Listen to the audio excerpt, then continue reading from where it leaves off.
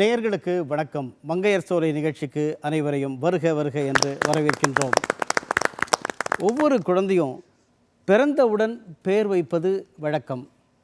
ஆனால் வளர்ந்து வாழ்ந்து உயர்ந்து பெயர் எடுப்பது முழக்கம்.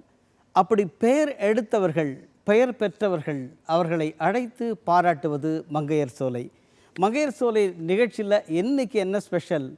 எல்லாருமே ரொம்ப சுறுசுறுப்பாக இருக்கணுங்க. காரணம், இது ஒரு ஸ்போர்ட்ஸ் ஸ்பெஷல், விளையாட்டு ஸ்பெஷல்.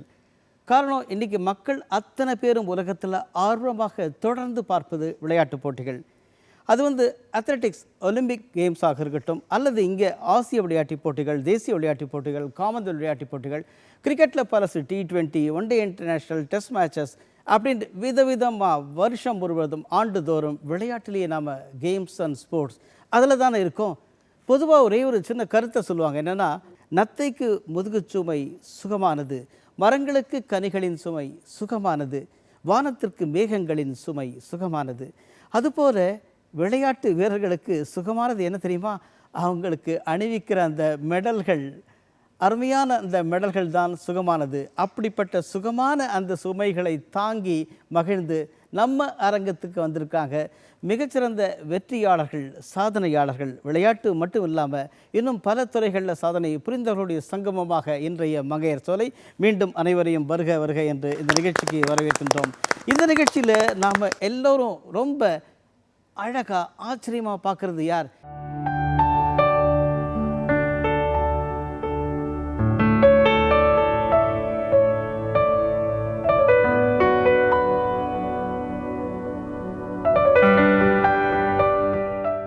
நம்மக்கிட்ட இருந்து மங்கையர் சோலையிலேருந்து மிகப்பெரிய பாராட்டுகளையும் பெறுவதற்கான ஒரு சிறப்பு விருந்தினர் யார் அப்படின்னு ஒரு கேள்வி உங்ககிட்ட இருக்கும். எல்லாரும் அறிந்த ஒரு முகம். சார், உலகத்தில் இன்றைக்கி பல போட்டிகள் நடக்கலாம்.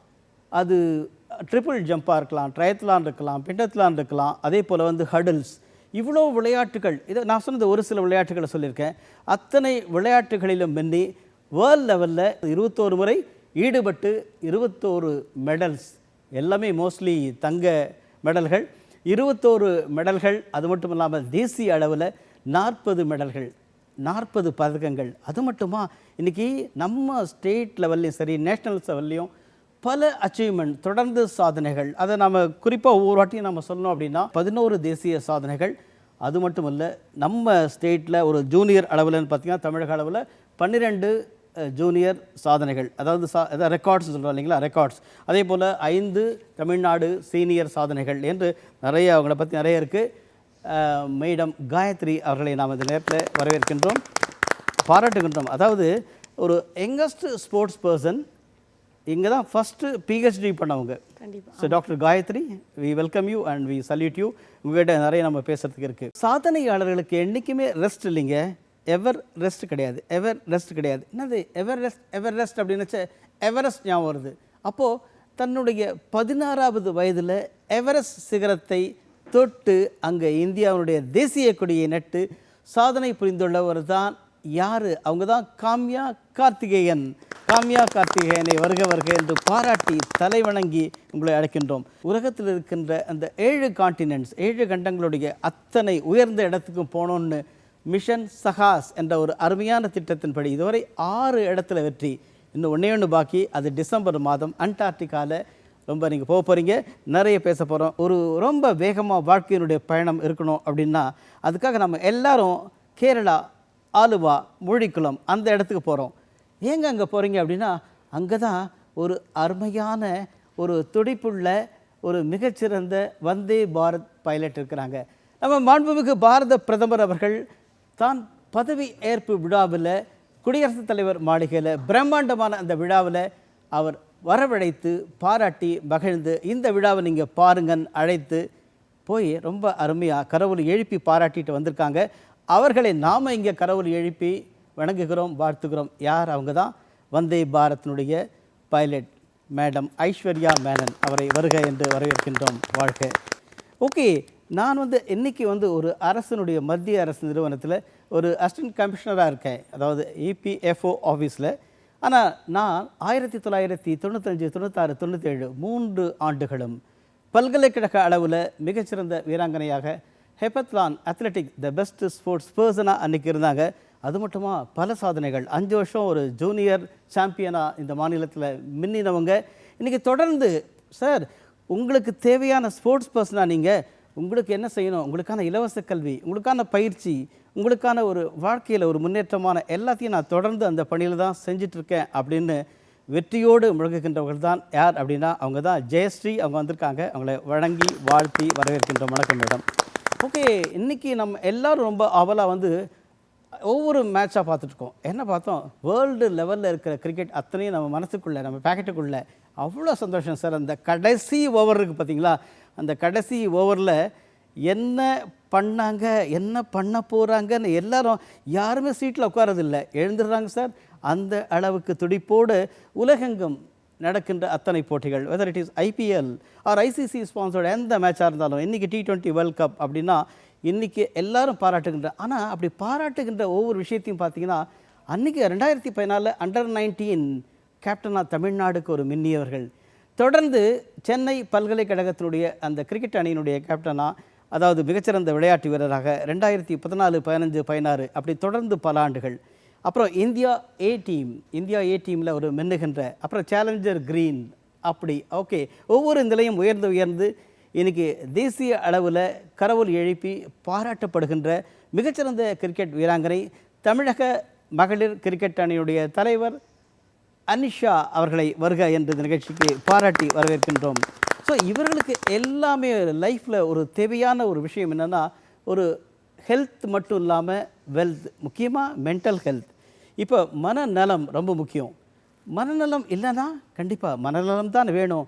அப்படி மனதுக்கு புத்துணர்ச்சியும் ஆற்றலும் உருவாக்கக்கூடிய விதத்தில் தன்னுடைய பயணத்தை தொடர்ந்து ஒரு நாணல் அழகான ஒரு மன்றம், மகளிர் மட்டும் அப்படிப்பட்ட அழகான ஒரு அமைப்பையும் நடத்தி இன்றைக்கி மதுரை மற்றும் சுற்றியுள்ள பல இடங்களில் தொடர்ந்து ஒரு சாதனை பணிகளை தொடர்ந்து செய்து வருகின்ற மேடம் அம்பிகா பொன்ரத்தன் அவரை வருக இந்த நிகழ்ச்சிக்கு வரவேற்கின்றோம். ஓகே, இன்றைக்கி நமக்கு இவங்க எல்லாரையும் பாராட்டுறதுக்கும் நம்ம பெருமைப்படக்கூடிய ஒரு அருமையான அந்த நம்முடைய இந்தியா உலகெங்கும் உயர்ந்த ஒரு சிகரம், அதை நோக்கிய ஒரு பயணம். இந்த பயணத்தின் போது நம்ம பேச போகின்ற இந்த நம்ம ஏற்கனவே அறிமுகப்படுத்திய காம்யா, இவரை பற்றி சொன்னோன்னா எல்லாரும் டக்குன்னு சொல்லுவாங்க ஆஃப்ரிக்காவில் கிளிமாஞ்சாரோ, ஏன்னா பாட்டில் கூட அந்த பேர் வந்திருக்கு, எல்லாருக்குமே பிரபலமான இதுவாகிடுச்சு. அந்த கிளிமஞ்சாரோவில் வந்து முதல்ல யங்கஸ்ட் அச்சீவர் யார், இது ஒன்று ஒரு குவிஸ் கூட வைக்கலாம் அந்த அளவுக்கு. அதுக்கப்புறம் ஐரோப்பாவில் பார்த்திங்கன்னா, ஐரோப்பாவில் மிகப்பெரிய சிகரம் எல்ப்ரஸ், ஓகே, ரஷ்யா ஊட்டி, அங்கே போய் மின்னிய யங்கஸ்ட் பர்சன் யார், அதாவது முதல்ல ஏறினது யங்கஸ்ட் பர்சன். அப்புறம் அந்த எவரெஸ்டுடைய பேஸ் கேம்ப், அந்த பேஸ் கேம்பில் வேர்ல்டில் செகண்ட் யங்கஸ்ட் பர்சன். அதே போல் தொடர்ந்து நிறைய சாதனைகள்.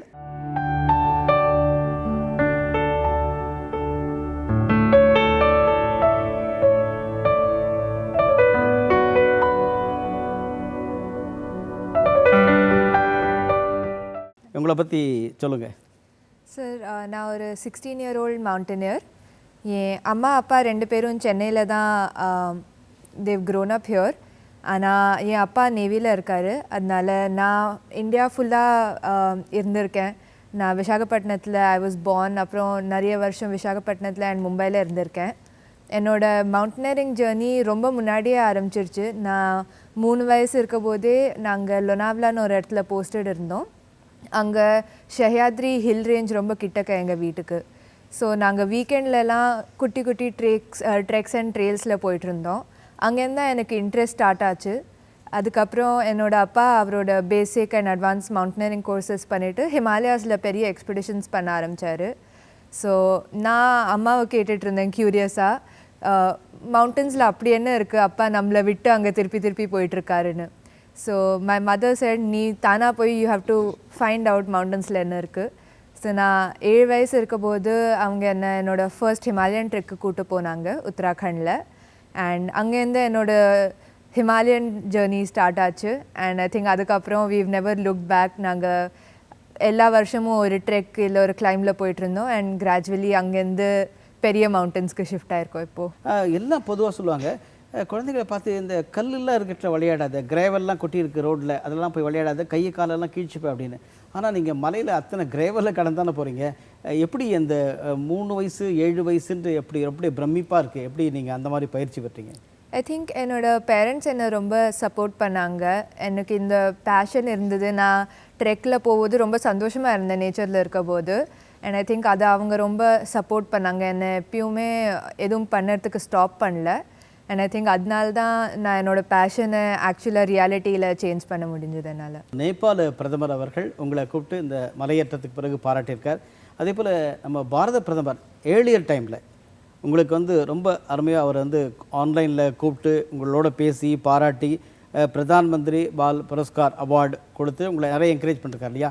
இந்த 2 நினைவுகள், அதாவது 2 நாடுகளுடைய மிக பெரும் தலைவர்களுடைய பாராட்டு, முதல்ல நம்ம பாரத பிரதமர், இப்போ நேபாள பிரதமர். How do you felt? I think 2017 என்னோட மவுண்டனியரிங் ஜேர்னிலேயே ஒரு டேர்னிங் பாயிண்ட்டாக இருந்துச்சு. ஏன்னா அப்போ தான் நான் லடாக்கில் என்னோட ஃபர்ஸ்ட் 6000 மீட்டர் பீக் கிளைம் பண்ணேன். அண்ட் அந்த பீக் அப்புறம் தான் நாங்கள் மிஷன் சாஹஸ், நீங்கள் சொன்னது, அந்த மிஷன் ஸ்டார்ட் பண்ணோம் to climb the highest peaks 7 காண்டினென்ட்ஸில். அண்ட் ஐ திங்க் அதுக்கப்புறம் ரொம்ப பெரிய க்ரோத் ஆகிருக்கு. ஐவ் பின் லக்கி, மவுண்டன்ஸ் எங்களை ஏற விட்டுருக்கு, நிறைய பீக்ஸ் கிளைம் பண்ண கிடச்சிருக்கு. அண்ட் ஐ திங்க் மேஜர்லி நிறைய we've got to learn a lot from the mountains.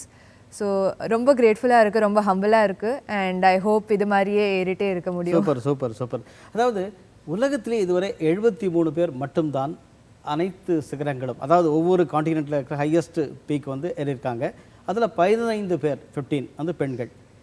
நீங்கள் அதில் ஒருவராக, இன்னும் ஒரே ஒன்று, அந்த அண்டார்டிகா போனப்புறம் அந்த வின்சென்ட் மாசிஃப் இல்லையா, வின்சென்ட் மாசிஃப், அதை நீங்கள் தொட்ட உடனே வேர்ல்டு உங்களை பேசும். ஓகே, இந்த சூழலில் இதுவரை நீங்கள் அந்த வெற்றிகள் இதுவரை நடந்தது, அதை பற்றி ஒன்றா சொல்லுங்களேன், ஒவ்வொரு மவுண்டனா சொல்லுங்களேன். 2017 அக்டோபரில் நான் மவுண்ட் கிளிமஞ்சாரோ ஏறினேன். அது ஆஃப்ரிக்காவோட ஹையஸ்ட் பீக். நான் என்னோட அம்மாவோட அந்த கிளைம்க்கு போனேன். அண்ட் ரொம்ப இன்ட்ரெஸ்டிங் எக்ஸ்பீரியன்ஸாக இருந்தது. நான் ஃபர்ஸ்ட் டைம் இந்தியாவுக்கு வெளில போய் கிளைம் பண்ணிட்டு இருந்தேன். அண்ட் அங்கே டெரெயின் எப்படின்னா, ட்ரெக்கில் எல்லா நாளும் வேறு வேறு டெரெயின் கிடைக்கும். ஃபர்ஸ்ட் டே வந்து நாங்கள் ஃபாரஸ்ட்டில் இருப்போம். அப்புறம் அடுத்த நாள் கொஞ்சம் ஆல்டிடியூட் போன அப்புறம் வெஜிடேஷன்லாம் ஷ்ரிங்க் ஆகிட்டு ஷ்ரப்ஸ் வரும். அப்புறம் 3ஆவது நாள் ஃபுல்லாக டெசர்ட் மாதிரி ஆகிடும். அண்ட் 4ஆவது நாள் நாங்கள் சமிட்டில் போகும்போது ஸ்னோ கிடச்சிது. ஸோ ஐ திங்க் அது எனக்கு ரொம்ப ஃபேசினேட்டிங்காக இருந்தது ஆஸ் அ 10-year-old. அதுக்கப்புறம் 2018 ஜூனில் நான் மவுண்ட் எல்ப்ரூஸ் ஏறினேன். ரஷ்யாவில் இருக்குது அண்ட் யூரோப்போட ஹையஸ்ட். கிளிமஞ்சாரோ சொல்லும்போது முதல்ல 1895 தான் ஃபர்ஸ்ட் எக்ஸ்பெடிஷன் வின் பண்ணியிருக்காங்க. அதாவது பிரமிப்பு, 5895 மீட்டர் உயரமுள்ள கிளிமஞ்சாரோ பற்றி உங்கள் குறிப்பிலே ஒன்று பார்த்தேன். என்னென்னா, இதை சொன்ன மேடம், ஒரு 333, இப்போ நம்ம வந்து ஒரு ஃப்ளாட் இருக்குது, 333 ஃப்ளாட்ஸில் டெய்லி பலமுறை ஏறி இறங்கி 4 நாட்கள் நீங்கள் தொடர்ந்து ஏறினா என்ன எக்ஸ்பீரியன்ஸ் வருமோ அவ்வளோ ஹைட்டு தான் கிளிமஞ்சாரோ. ஓகேவா? ஓகே, அந்த கிளிமஞ்சாரோக்கு அடுத்து எல்ப்ரஸ் பற்றி சொல்லுங்கள். எல்ப்ரஸ் அண்ட் கிளிமஞ்சாரோ ரொம்ப சிமிலர். ரெண்டுமே டார்மெண்ட் வால்கேனோ அண்ட் ஹைட்டும் ரொம்ப சிமிலராக இருக்கும். ஆனால் எல்ப்ரூஸில் என்ன பெரிய சேலஞ்ச்னால், அது ரஷ்யாவில் இருக்குது, நார்த்தன் ஹெமிஸ்பியரில் இன்னும் ஃபர்தர் இருக்குது. ஸோ அங்கே கோல்டு இன்னும் ஜாஸ்தியாக இருந்தது. பட் நிறைய சேலஞ்சஸ் ஃபேஸ் பண்ணோம். ஃபர்ஸ்ட் நாங்கள் ரஷ்யா போனப்புறம் என்னோடய ஷூ சைஸ்க்கு கிளைம்பிங் ஷூஸ் கிடைக்கல எங்களுக்கு. ஸோ நாங்கள் அங்கே ரொம்ப ஸ்ட்ரகிள் பண்ணிகிட்டு இருந்தோம் கிளைம்பிங் ஷூஸ் கிடைக்கிறதுக்கு. அண்ட் நிறைய பேர் சொல்லிட்டு இருந்தாங்க, யார் இவ்வளோ குட்டி பொண்ணை இங்கே இவ்வளோ பெரிய மலை ஏறத்துக்கு கொண்டு வருவாங்க. அண்ட் ஃபைனலி எங்களுக்கு கிளைம்பிங் பூட்ஸ் கிடைக்கவே இல்லை. We had to settle for snowboarding boots. And அந்த பூட்டு போட்டு தான் இருந்தீங்க? ஆமாம். எல்ப்ரஸ்க்காக ஒரு ஸ்பெஷல் பாராட்டுகள். இப்போ அடுத்த மலைக்கு போகிறோம். அடுத்த மலை எந்த ஊரில், எந்த காண்டினென்ட்டில்? அடுத்த எய்ம் எங்களுது மவுண்ட் அகான்ககுவா. அது சவுத் அமெரிக்காவோட highest peak and Andes mountain ரேஞ்சில் இருக்குது அர்ஜென்டினாவில். ஆனால் அது ரொம்ப high altitude peak, almost 7000 meter height இருக்குது. ஸோ அதுக்கு ப்ரிப்பேர் பண்ணுறதுக்கு நாங்கள் லடாக்கில் இன்னொரு 6000 மீட்டர் பீக் கிளைம் பண்ணோம், மென்டாக் காங்கிரின்னு. ஸோ அந்த பீக் கிளைம் பண்ண அப்புறம் எங்களுக்கு எங்களோட எபிலிட்டிஸ் மேலே இன்னும் கொஞ்சம் கான்ஃபிடென்ஸ் வந்தது. அகன்காகுவா மலையிலேருந்து தென் அமெரிக்காலேருந்து நெக்ஸ்ட்டு நம்ம எங்கே ஜம்ப் பண்ண போகிறோம்? அடுத்த கிளைம் எங்களுது நார்த் அமெரிக்காவோட ஹையஸ்ட் பீக் மவுண்ட் தெனாலி. நாங்கள் 2021லேயே இந்த பீக் கிளைம் பண்ணலான்னு விஷ் பண்ணிட்டு இருந்தோம். ஆனால் கோவிட்னால லாக்டவுன்னால எங்களால் விசா கிடைக்க முடியல எங்களுக்கு. ஸோ 2022 ஜூனில் நாங்கள் போய் அங்கே கிளைம் பண்ணோம். எனக்கு ரொம்ப யூனிக்கான எக்ஸ்பீரியன்ஸாக இருந்தது. ஏன்னா இந்த பீக்கில் யாரும் கைட்ஸ் போர்ட்டர்ஸ்லாம் இல்லை எங்களோட டீமோட. அண்ட் நாங்கள் ப்ரைவேட் டீம் 4 இண்டியன்ஸ் தானாக போய்ட்டுருந்தோம்.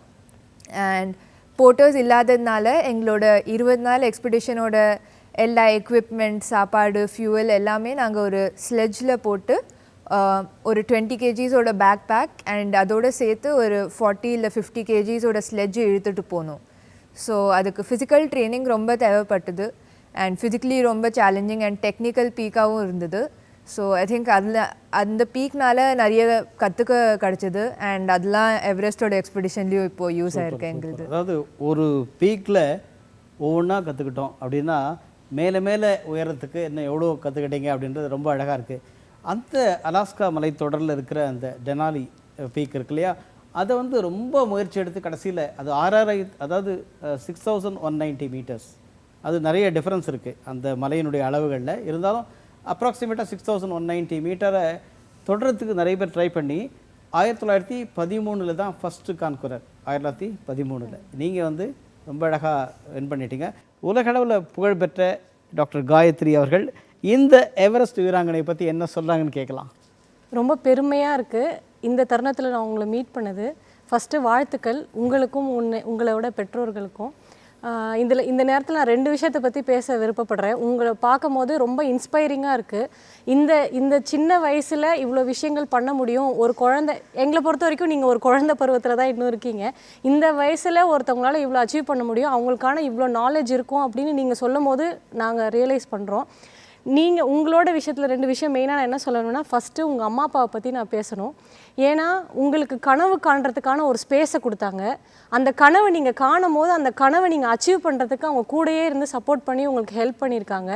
இந்த விஷயம் வந்து நிறைய பெண்களுக்கு கிடைக்கிறது இல்லைன்னு நான் நினைக்கிறேன். ஏன்னா ஒரு பொண்ணு வந்து அவங்க கம்ஃபர்ட் ஜோனை விட்டு வெளியவோ இல்லை அவங்க வீட்டை விட்டு வெளியவோ ஒரு புது விஷயத்தை பண்ண போகும்போதோ அப்பா அம்மாவே ஃபஸ்ட்டு வந்து அதுக்கான இதெல்லாம் நம்மளுக்கு வேண்டாமா, இதெல்லாம் பண்ண வேண்டாமா அப்படிங்கிற ஒரு முட்டுக்கட்டு போடுற காலத்தில் தான் நம்ம ஸ்டில் இருந்துகிட்டே இருக்கோம்.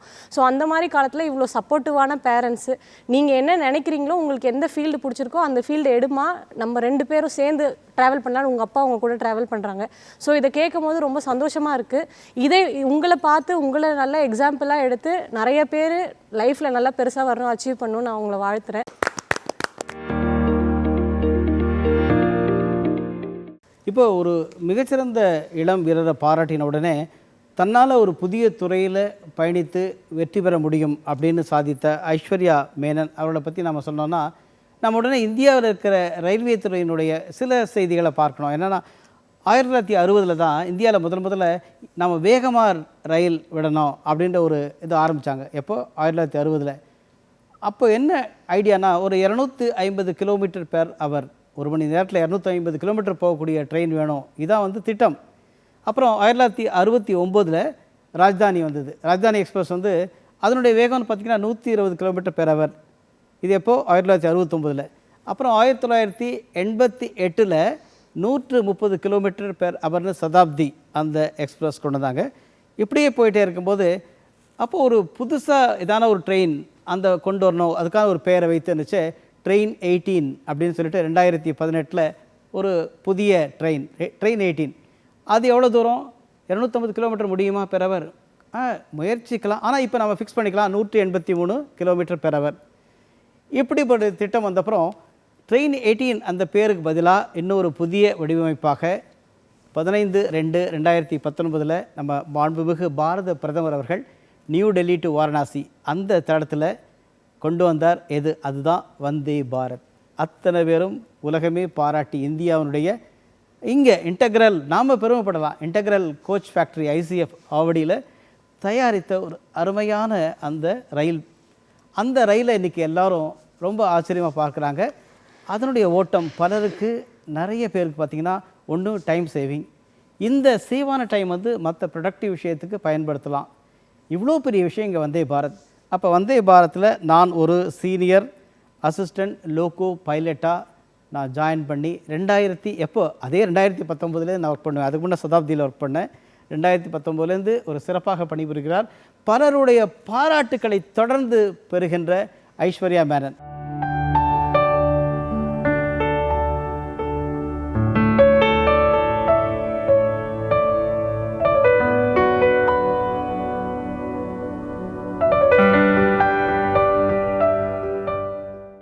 உங்களை வாழ்த்துக்கின்றோம். உங்களை பற்றி சொல்லுங்கள். நான் 2019 தான் ரயில்வேல ஜாயின் பண்ணிது. அந்த டைமில் இருந்து நான் அசிஸ்டன்ட் லோக்கோ பைலட்டாக ஒர்க் பண்ணியிருந்தேன்.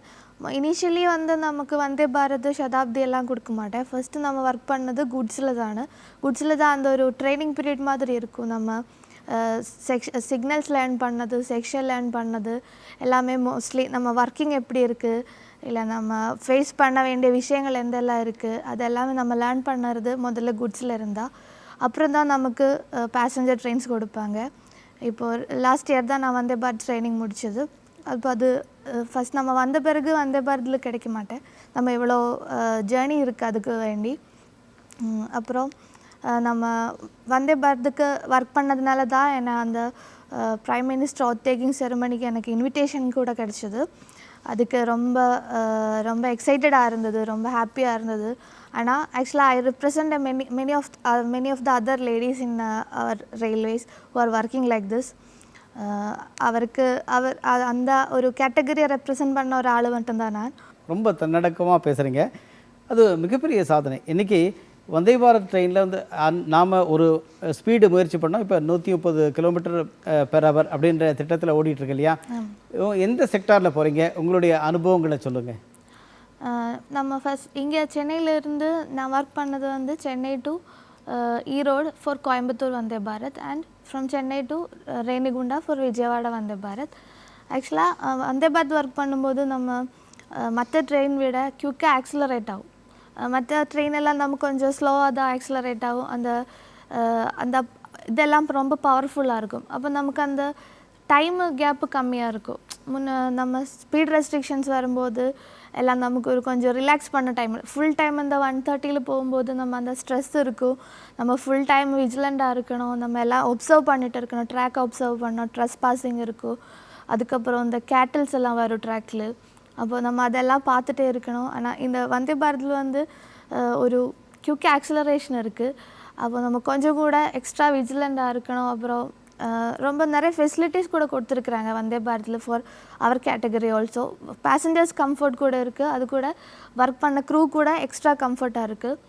நம்ம நல்ல ஏர் கண்டிஷன், நல்ல சீட்டிங்ஸு, அரேஞ்ச்மெண்ட்ஸு, ரொம்ப செக்யூரிட்டி இதெல்லாம் இருக்குது.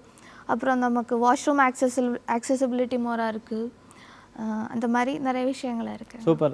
இப்போ நீங்கள் சொன்னீங்க இதே மாதிரி வந்து போகும்போது கேட்டல் கிராஸ் ஆகலாம், ரொம்ப விஜிலண்ட்டாக இருக்கணும்ட்டு. அந்த ரயில் சிக்னல் அதனுடைய அப்ளிகேஷன் ஆஃப் யுவர் மைண்டில் நீங்கள் ரொம்ப நிறைய பாராட்டெல்லாம் பெற்றிருக்கீங்க இல்லையா? இதான அனுபவங்கள். அதாவது வந்து நான் இந்த ட்ரெயினில் உட்காந்தப்புறம் அட்டென்டிவாக இருக்கேன், ஓகே, பட்டு ஒரு சில சமயங்களில் வந்து என்னால் வேகமாக போக முடியுமா, ரீச் பண்ண முடியுமா? ஏன்னா உங்களுக்கு கமாண்ட் இருக்கும், இந்த டைமில் இந்த ஸ்டேஷன் ரீச் ஆகணுன்ட்டு. அந்த மாதிரியான டைமில் இதான ஒரு அனுபவங்கள் இதர் இந்த விஜயவாடா ரூட்லேயோ இல்லை கோயம்புத்தூர் ரூட்லேயோ ஈரோடு ரூட்லேயோ? இல்லை, நம்ம இங்கே நம்ம சென்னையில் வந்து ஆட்டோமேட்டிக் சிக்னலிங் டெரிட்டரியாக இருக்கும். அப்படின்னா 1 கிலோமீட்டர்லேயே ஒரு சிக்னல் இருக்கும் மற்றதை விட. அப்போ நம்ம ஒரு கிலோமீட்டர் பாஸ் பண்ணதுக்கு செகண்ட்ஸ் போதும், ஈவன் லெஸ் தேன் 1 மினிட் போதும். அப்போ அந்த ஒன்றா பார்த்துட்டே இருக்கிற மாதிரி இருக்கும். அப்புறம் இந்த கேட்டல்ஸ் க்ராஸ் பண்ணால் நம்ம பார்க்கும் டிஸ்டன்ஸில் போய் பார்க்கும் க்ராஸ் ஆகுமா, நம்ம எமர்ஜென்சி அப்ளை பண்ணோமா, அது அந்த டைமில் ஒரு ஜட்ஜ்மெண்ட் தான் இருக்கும். சம்டைம்ஸ் அது பாஸ் பண்ணி போகும். இல்லை கேட்டில் அடித்தாச்சுன்னா நம்ம இதுக்கும் டேமேஜாக இருக்கும். இல்லை ட்ராக்கில் ஒப்ஸ்ட்ரக்ஷனாக இருக்கிறதுக்கு கூட சான்ஸ் இருக்குது. அப்புறம் நம்ம இங்கே சபர்பன் ஏரியா இருக்குது, உங்களுக்கு தெரியும், லோக்கல் ட்ரெயின்ஸ் இருக்குது, சபர்பன் ஏரியா இருக்குது. அப்போது ஈவன் நம்ம இதில் எல்லாம் ரொம்ப பேரிகேட்ஸ் எல்லாம் வச்சுருக்காங்க க்ராஸ் பண்ண. அப்புறம் ஃப்ளைஓவர் பிரிட்ஜு கூட கட்டிருக்கிறாங்க. ஆனால் நம்ம மக்கள் வந்து ஈஸியான பாத்துக்கு போகிறதுக்கு சூஸ் பண்ணுவாங்க. அதான் ட்ராக் க்ராஸ் பண்ண பிளான் பண்ணுவாங்க. ஸோ நீங்கள் உங்களோட அட்வைஸ் வந்து குறிப்பாக மக்களுக்கு வந்து இதெல்லாம் ரயில்வே ட்ராக் கிட்ட வராதீங்க, இப்போ வந்தே பாரத் மாதிரி ஸ்பீட் ட்ரெயின்லாம் இந்தியாவில் வந்துடுச்சு, ஆமாம் ஆமாம் அதுக்காக நீங்கள் பப்ளிக் அவேர்னஸ் ரயில்வே நிறைய பண்ணிட்டு இருக்காங்க கண்டிப்பாக. ஆமாம் ஆமாம். இந்த 130 கிலோமீட்டரில் நமக்கு அந்த கிட்ட வரும்போது தான் சம்டைம்ஸ் க்ராஸ் பண்ணுவாங்க. நம்ம பார்க்கும்போது ஜட்ஜ் பண்ண முடியாது எவ்வளோ ஸ்பீடில் வருது, நமக்கு ஒரு ட்ரெயின் வரும்போது ஜட்ஜ் பண்ண முடியாது. மேபி அது ஆக்சிலரேஷனில் இருக்கலாம். அப்போது அந்த குயிக்காக வருவாங்க, இல்லை மக்கள் க்ராஸ் பண்ணலாம்னு நினச்சி வருவாங்க. ஆனால் லாஸ்ட் மினிட்ல நமக்கு ஒரு டென்ஷன் மாதிரி வரும். But we are not supposed to take that to heart. We have to be that because thousands of passengers are trusting us and waiting, sitting in the coach. Super. So we have to be like ஒரு செகண்ட்ல BP ஏறி இறங்குவாங்க அந்த மாதிரி. கண்டிப்பாக அதாவது ஒரு சமயத்தில் உங்களுக்கு அந்த பிபி ஏறி ஒன்று இறங்கும். ஓகே, இருந்தாலும் அந்த டைமிங், அந்த அழகாக அந்த செகண்டில் வந்து உங்களுடைய ஆக்ஷன் வந்து பாராட்டு பெற்றது. அத்தனை பேரும் பாராட்டுறோம் மேடம். இப்போது 2 லட்சம் ஃபுட் பிளேட்ஸ் அந்த பயண தூரம் சென்றவங்க இவங்கள பார்த்து நம்ம விருந்தினர் என்ன சொல்கிறாங்கன்னு கேட்கலாம். ஏன்னா ஒரு விஷயத்தை நம்ம ஃபஸ்ட்டு பண்ணுறோம் அப்படிங்கும் போது அதில் நிறைய டிஃபிகல்ட்டிஸ் இருக்கும். ஜென்ரலாக மேல் டாமினேட்டிங்காக இருக்கிற பொசிஷன்ஸ் வந்து ஃபீமேல் எடுக்கும் போது அவங்க மேலே நிறைய டவுட்ஸ் தான் வரும். அவங்க பண்ணுவாங்களா, அவங்களால நல்லா பண்ண முடியுமா அப்படிங்கிற ஒரு விஷயம் இருக்கும். நீங்கள் அதெல்லாம் தாண்டி ஒரு விஷயத்தை நீங்கள் பண்ணி அதில் நீங்கள் பெஸ்ட்டு அப்படின்னு சொல்லி அவார்டு வாங்கி எல்லா விமனுக்குமே வந்து இது ரொம்ப பெருமையான விஷயம்.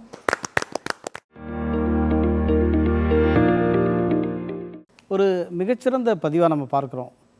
வாழ்க்கையில் சாதனை என்பது நம்ம மனசுலேருந்து வந்து கொஞ்சம் கொஞ்சமாக அது உருப்பெற்று வெற்றி பெறுவது. அதாவது தன்னுடைய லைஃப்பில் சின்ன வயசுலேருந்தே என்றைக்குன்னா அன்றைக்கி வந்து ஒரு ரூரல் கேம்ஸில் ஒரு சிறிய மாணவியாக இருந்தப்போ அன்றைக்கி தன்னால் வெற்றி பெற முடியும். அண்டர் 16 ரூரல் கேம்ஸில் வந்து ஒரு தங்க விருது வாங்க முடியும், தங்க பதக்கம் பெற முடியும்னு நம்பிக்கையோடு பல பதக்கங்களை பெற்று கொஞ்சம் கொஞ்சமாக முன்னேறி தேசிய அளவில் பல சாதனைகள், இந்த மாநிலத்தை ரெப்ரசன்ட் பண்ணி ஒரு மிகச்சிறந்த வீராங்கனையாக மின்னுகின்றவர் தான் ஜெயஸ்ரீ அவர்கள். இப்போ ஜெயஸ்ரீயை நம்ம பாராட்டுகின்ற போது அரசு பணியில் இபிஎஃப்ஓ, அதாவது எம்ப்ளாய்மெண்ட் ப்ராவிடென்ட் ஃபண்ட் ஆர்கனைசேஷனில் ஒரு மிகச்சிறந்த மூத்த அதிகாரியாக தன்னுடைய 18 வயசுலேயே சேர்ந்துட்டாங்க கவர்மெண்ட் சர்வீஸில். இன்றைக்கி வந்து மெப்ஸில் அடிஷ்னல் அசிஸ்டன்ட் டெவலப்மெண்ட் கமிஷனராக பணிபுரிகிறாங்க. நம்ம இவர்களை பாராட்டி வாழ்த்துக்கின்ற போது இவர்கிட்ட இப்போ நிறைய செய்திகள் இருக்குது. என்ன சொல்ல வரான்னு கேட்கலாம்.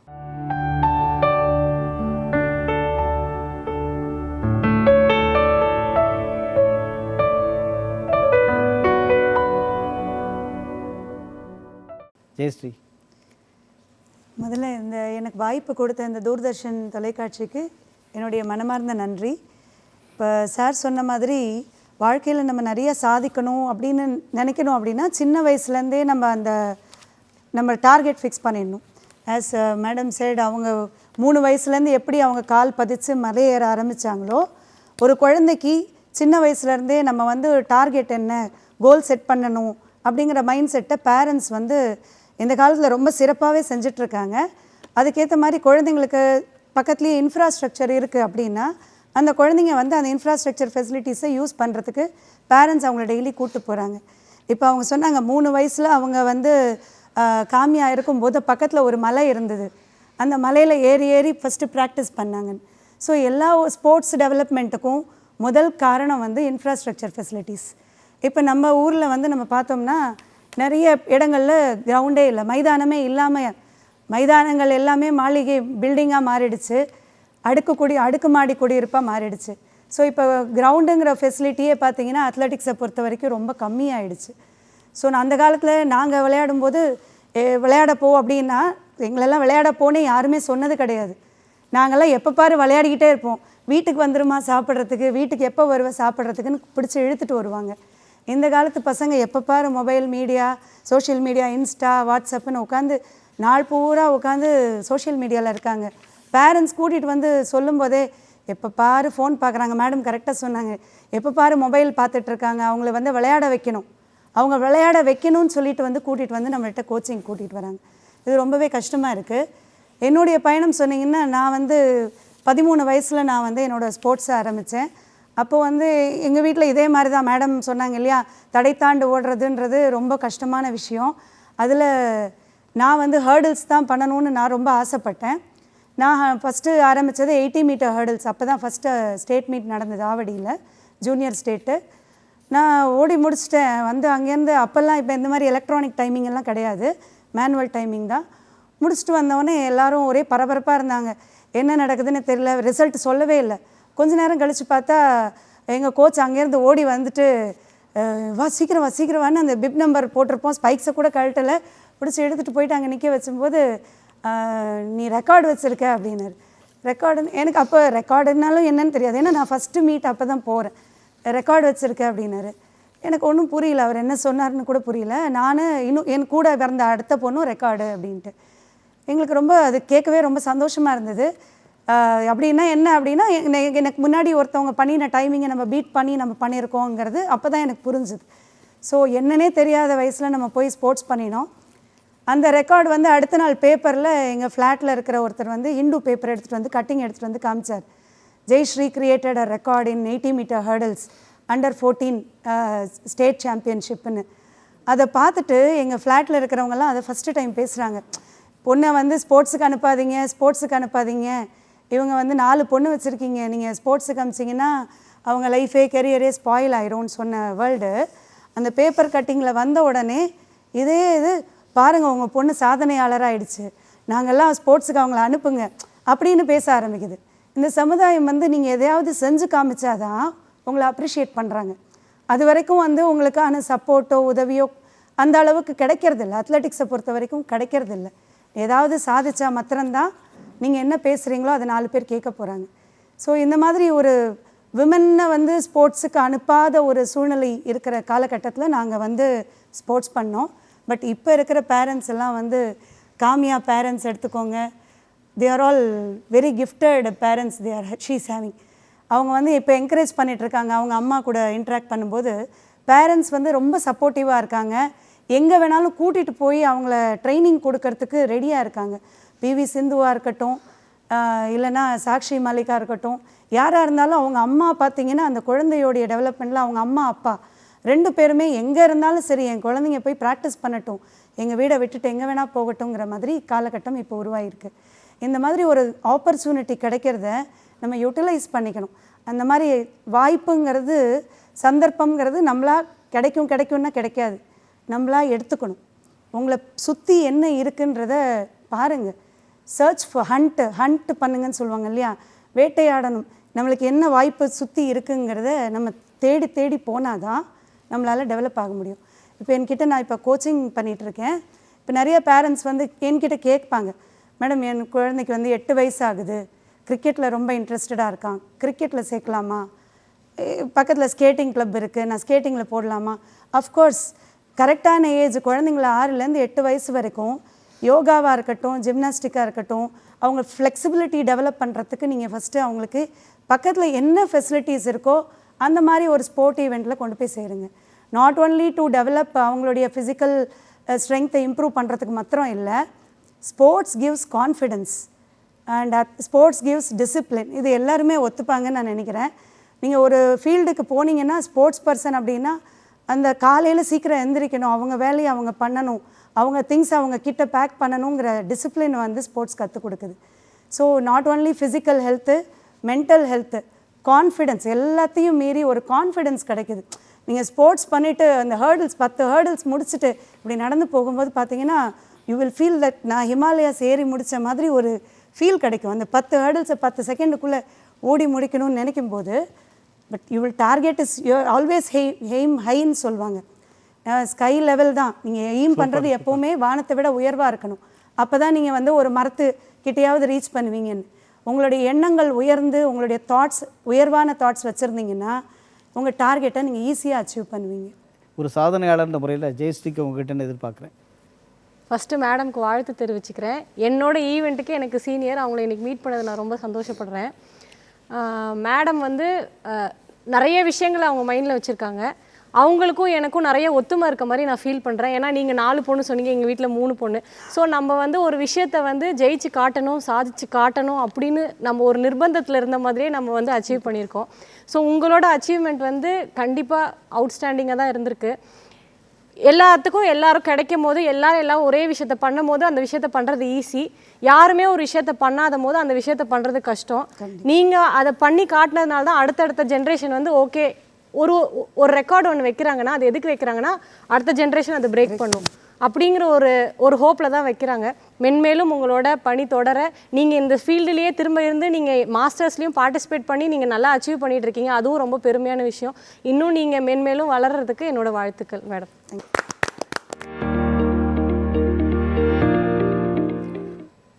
ரொம்ப அழகான வரிகள். நான் அம்பிகா பொன்றத்தன் அவர்களுடைய குறிப்புகளிலேருந்து பார்த்தேன். அதாவது when women support each other incredible things happen. ரொம்ப அருமையான வரிகள். உன்னுடைய உயரம் எதுன்னு நீ ஃபஸ்ட்டு உணரணும். உன் உயரம் இதுவென்று உணர்ந்து கொள், வெண்ணுயரம் கூட உன் விழாவுக்கு கீழே தான் அப்படின்ற கவிதை வரிகளுக்கு மிக சரியான ஒரு ஆலோசகராக, ஒரு மிகச்சிறந்த நிபுணராக இருக்கிறவங்க தான் அம்பிகா பொன்றத்தன்.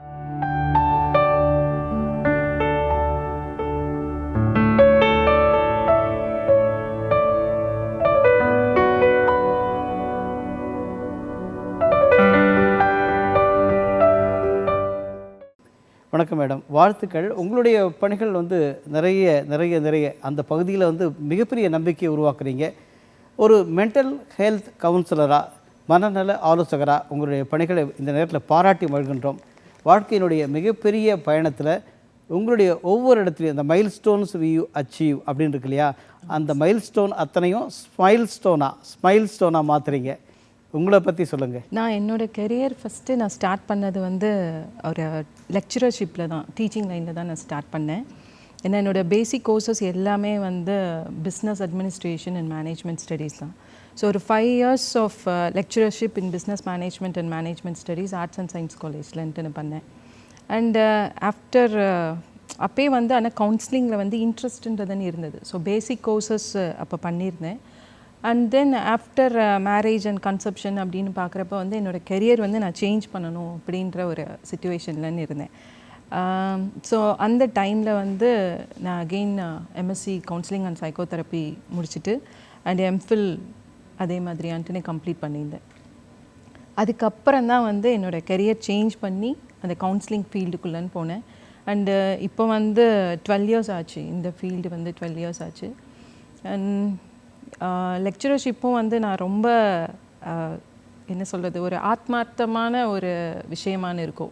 வெறும் வந்து பாடம் சொல்லி கொடுக்குறது மட்டும் இல்லாமல் அது தவிர்த்து அவங்களோட டேலண்ட்ஸ் என்னவோ அதை வெளிக்கொண்டு வர்றதுக்கான விஷயமா இருக்கட்டும், அவங்க ஒரு பிரச்சனையில் இருக்காங்கன்னா அதை சால்வ் பண்ணுற விஷயமா இருக்கட்டும், அதுவும் சேர்ந்து இருந்தனால அந்த லெக்சரர்ஷிப்புமே வந்து நான் ரொம்ப விரும்பி பண்ணேன். அதே மாதிரி இப்போது நான் பண்ணிகிட்ருக்கிற இந்த ஃபீல்டும் வந்து எனக்கு நிறைய சந்தோஷங்களை வந்து கொடுக்குது. அதாவது 3 சாதனைகள் வரிசையாக ஒவ்வொன்று சொல்லலாம். அதே போல் 3 masters degree management and system, அதே போல் ஃபிலாசபியில் தொடர்ந்து நீங்கள் வந்து ஒவ்வொரு விதத்துலேயும் சாதனை தொடர்ந்து பண்ணிட்டே வரீங்க. அதாவது இன்றைக்கி வேர்ல்டு லெவலில் தனக்கான ஒரு வாழ்க்கையை அமைச்சு தான் அதில் சம்பாதிக்கணும் அப்படின்ற ஒரு குறிக்கோள் மட்டும் இல்லாமல் masters in science, masters in management and system, masters in philosophy, இந்த பகுதிகளை நீங்கள் தேர்ந்தெடுத்த காரணம் என்ன? இல்லை சார், அதாவது பேசிக்காக நான் பண்ணது அந்த டிகிரிஸு. அதுக்கப்புறம் நான் கெரியர் மாற்றணும், கவுன்சிலிங்குள்ளே வரணுன்ற இருக்கிறப்ப தான் நான் இந்த ஃபீல்டு சூஸ் பண்ணேன். நிறைய சேலஞ்சிங் கேசஸ் நான் பார்த்துருக்கேன், நிறைய ப்ராப்ளம்ஸுக்கான சொல்யூஷன் கொடுத்துருக்கோம். எக்ஸாம்பிளுக்கு எடுத்துக்கிட்டோம் அப்படின்னு சொன்னோன்னா, இப்போது இங்கே இருக்கிறவங்க எல்லாருமே வந்து ஸ்போர்ட்ஸ் ரிலேட்டட் பர்சன்ஸாக இருக்கனால எனக்கு இந்த விஷயம் ஞாபகம் வருது.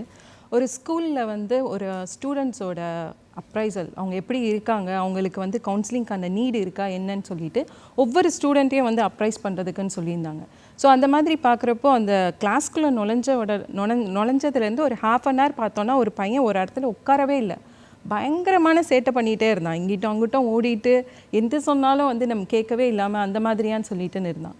அண்ட் தென் அவனோட டேர்ன் வந்து மற்றவங்க கிட்டெல்லாம் பேசியாச்சு, 1-to-1 ஸ்டூடெண்ட்டை பேசியாச்சு. அந்த பையனோட டேர்ன் வந்து நம்ம பேசுகிறப்போ அவன் வந்து ஜஸ்ட்டு நம்ம பேச ஆரம்பித்து ஒரு ஃபியூ செகண்ட்ஸ்லேயே வந்து அழுதுட்டான்.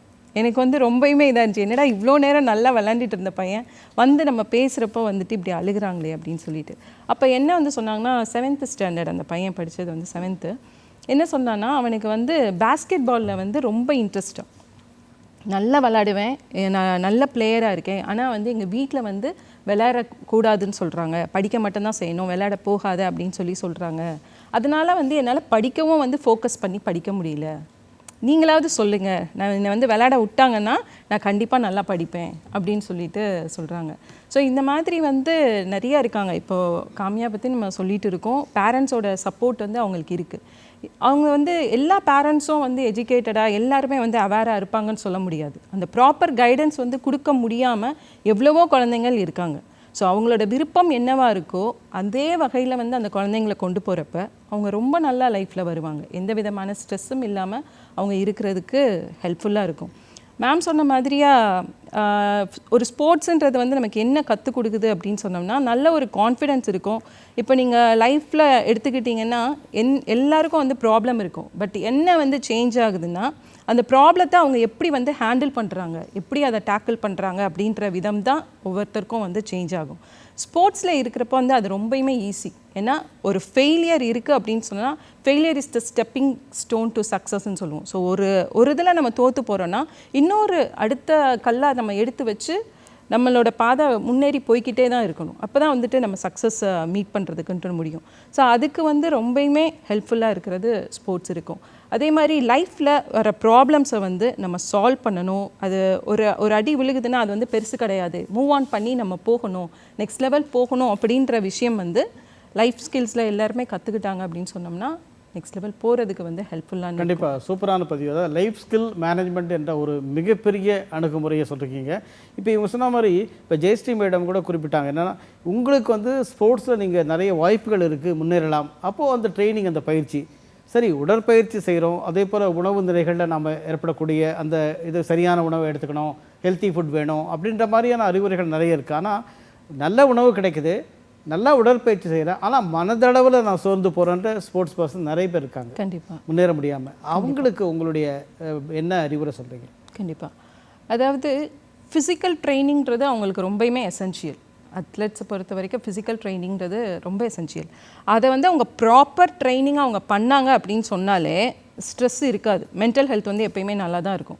ஏன்னா ஒரு ஃபிசிக்கல் எக்ஸசைஸ் அவங்க பண்ணுறப்ப ஒரு நாளைக்கு ஒரு 1/2 hour 45 minutes பண்ணுறாங்க அப்படின்னா அவங்க உடம்புல இருக்கிற ஸ்ட்ரெஸ் ஹார்மோன்ஸ் ரெடியூஸ் ஆகி ஹாப்பி ஹார்மோன்ஸ் செக்ரீட் ஆக ஆரம்பிக்கும். அப்போ ஆட்டோமேட்டிக்காக எந்தவித ஸ்ட்ரெஸ்ஸில் இருந்தாலும் அது என்ன ஆகிடும்னா அதோட லெவல் குறைஞ்சு அவங்க சந்தோஷமாக இருக்கிறதுக்கு ஆரம்பிப்பாங்க. ஸோ ஃபிசிக்கல் ட்ரைனிங் கொடுக்குறத வந்து அவங்க ப்ராப்பராக பண்ணணும். இன்னொன்று வந்து நல்ல ஸ்லீப் இருக்கணும்.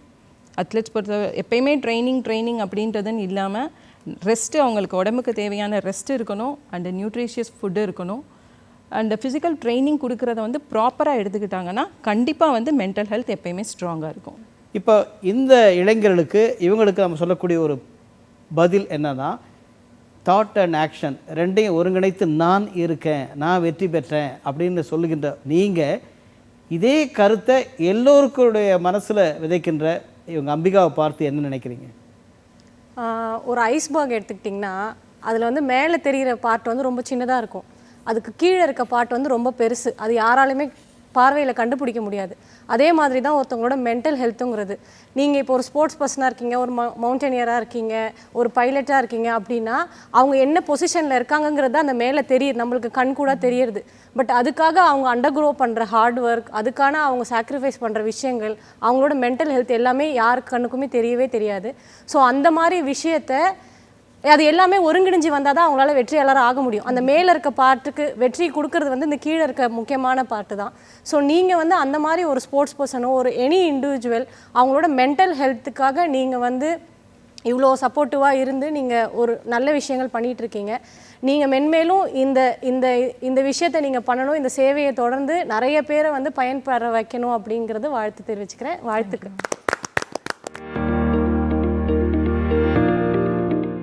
2011-12 இந்த school games federation of India Jammu காஷ்மீரில் ஒரு கிரிக்கெட் போட்டி. அந்த போட்டியில் ஒரு பெஸ்ட் ஆல்ரவுண்டர், அதாவது மிகச்சிறந்த வலதுகை பேட்ஸ்மேன் மட்டையாளர், அதே போல் வேகப்பந்து வீச்சாளர் வலதுகையில் எல்லோரும் பார்த்து அந்த பனி பிரதேசத்தில், எந்த பனி பிரதேசம், நம்ம காமியா கார்த்திகேயன் இப்போ போயிட்டு வந்த பனி பிரதேசத்தில் மகிழ்ந்தார்கள். யார் இந்த பொண்ணு, யார் இந்த குட்டி பொண்ணு, யார் இந்த குட்டி பொண்ணுன்னு சொல்லிட்டு இந்த சுட்டி பெண்ணுடைய ஆட்டத்தை பார்த்து மகிழ்ந்தாங்க. அவங்க தான் அனுஷா அவர்கள்.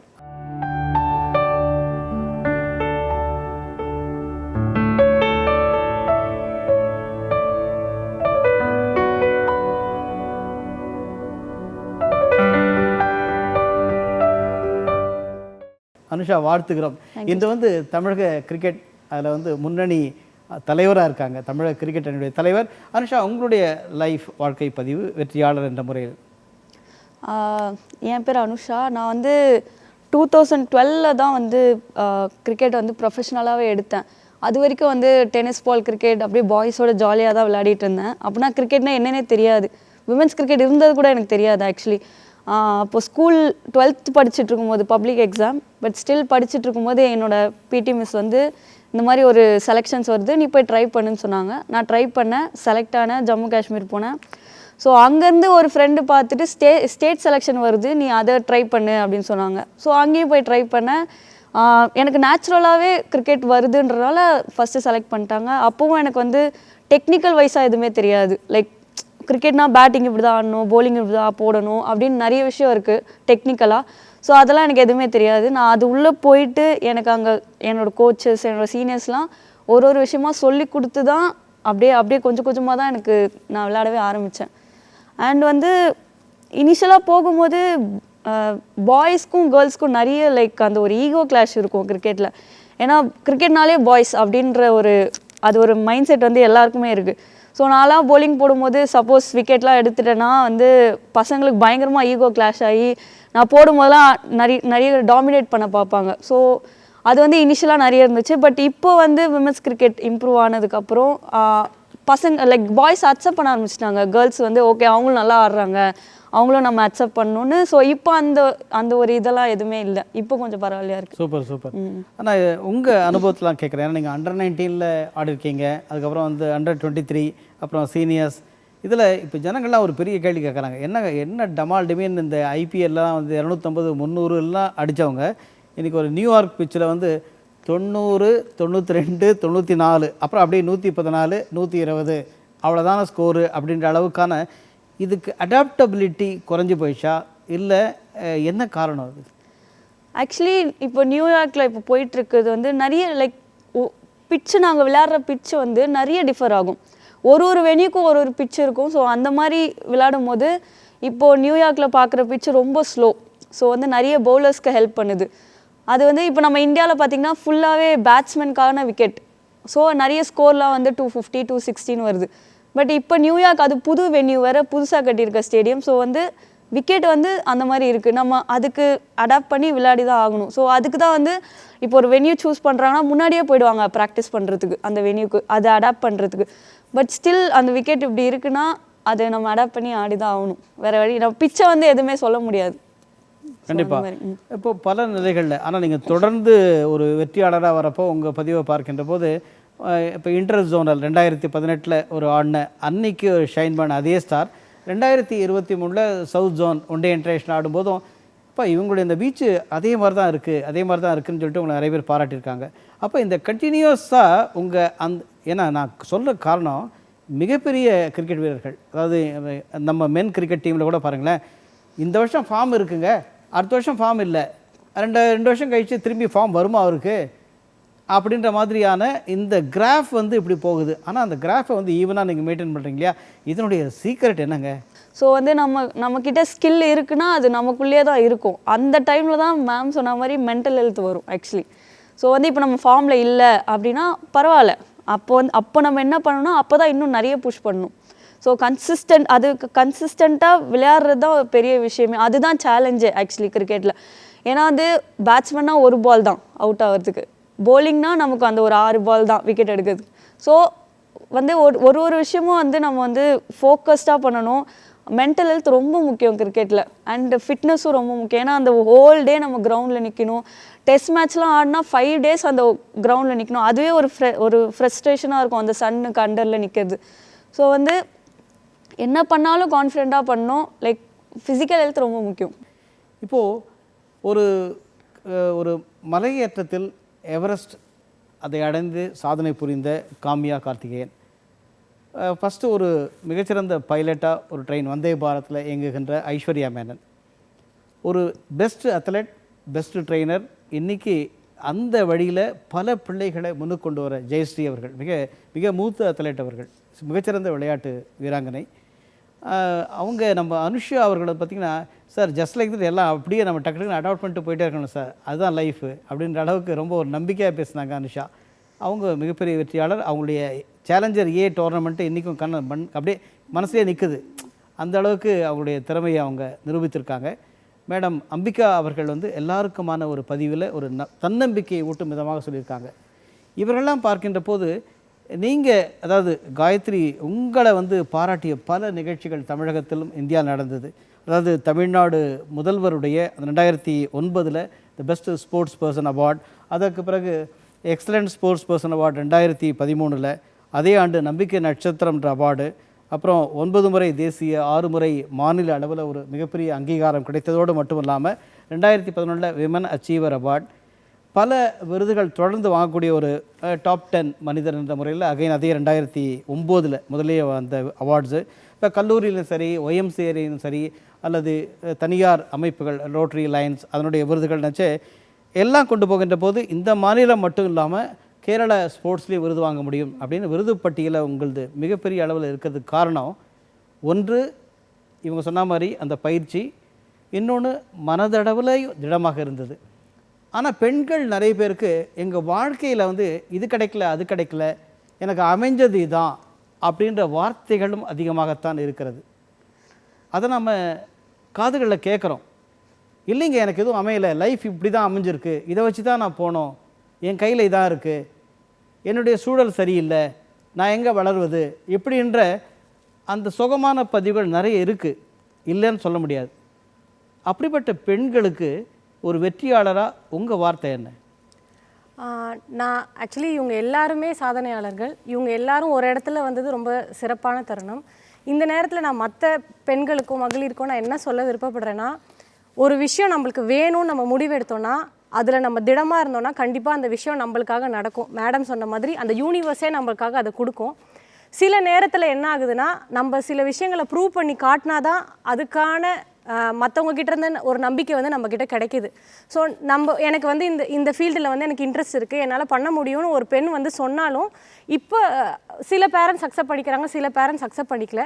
பட் அதை ப்ரூவ் பண்ணி காட்டுற நிர்பந்தத்தில் அவங்க இருக்காங்க. ஸோ அந்த மாதிரி பட்சத்தில் நீங்கள் வந்து உங்கள் ஃபேமிலியோட சப்போர்ட்டை எடுத்துக்கோங்க. நீங்கள் ஒரு எய்ம் வச்சுருந்தீங்கன்னா உங்கள் ஃபேமிலியோட சப்போர்ட்டோட நீங்கள் வந்து அதுக்கான முயற்சிகளை எடுத்து நீங்கள் கண்டிப்பாக பண்ணுங்கள்.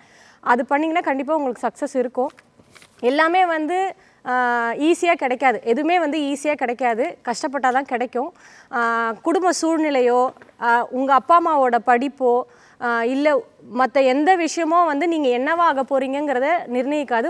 உங்களோட வில் பவர், உங்களோட கான்ஃபிடென்ஸ், நீங்கள் என்ன முடிவு பண்ணியிருக்கீங்க, உங்கள் எய்ம் தான் வந்து அதை வந்து முடிவு பண்ணும். ஸோ உங்களுக்கு ஒரு எய்ம் இருக்குது, அதை நான் கண்டிப்பாக ஜெயிக்கணும், நான் இந்த பொசிஷன் வரணும் அப்படின்னு இருந்ததுன்னா அதுக்கு என்ன பண்ணணும், அதை நோக்கி நீங்கள் படிக்கிறதோ செயல்படுத்துகிறதோ அந்த விஷயங்களை நீங்கள் பண்ணுங்கள். விடாமுயற்சியோடு பண்ணுங்கள், எல்லாரோட சப்போர்ட்டோடு பண்ணுங்கள், கண்டிப்பாக லைஃப்பில் ஜெயிக்கலாம். ஒரு அருமையான பதிவு. 5 சாதனையாளர்கள் பேச பேச நாம் இவர்களை கேட்டுக்கொண்டே இருக்கலாம். அப்படிப்பட்ட ஒரு வேகமான பதிவு, வந்தே பாரத் ரயிலினுடைய வேகத்தை போல. அதே நேரத்தில் சிறப்பு விருந்தினர் சொல்ல சொல்ல எப்படி இவர் வந்து 21 நாடுகளில் 21 மெடல்ஸ், தேசிய அளவில் 40 மெடல்கள், இன்னும் தொடர்ந்து உழைக்கின்றார் என்ற போது இவற்றை நிறைய விஷயம் தெரிஞ்சுக்கணுங்க. ஆனால் நேரம் போதவில்லை. நாம் அடுத்த வாரம் இந்த சாதனையாளர்களோடு மீண்டும் நாம் சந்திப்போம். மங்கையர் சோலை இந்த நிகழ்ச்சியினுடைய 2வது பகுதியில் நாம் மீண்டும் சந்திப்போம். நன்றி, வணக்கம், வாழ்த்துக்கள்.